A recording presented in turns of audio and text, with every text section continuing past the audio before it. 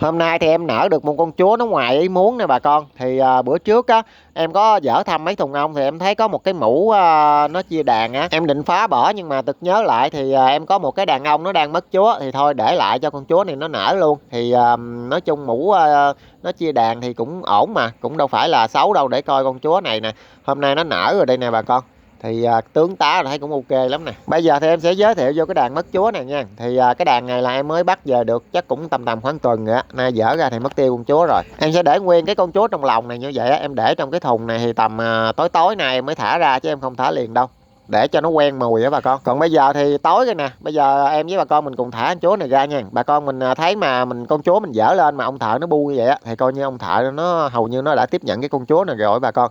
Còn bà con mình mà dở ra thấy không con gì bu hết là coi như rồi đó, con chúa thả vô thế nào cũng bị cắn te tua. Như vậy là tạm ổn rồi ha, hy vọng là mấy ngày tới sẽ không mưa, chứ mưa là con chúa này hư luôn. Mà yêu à.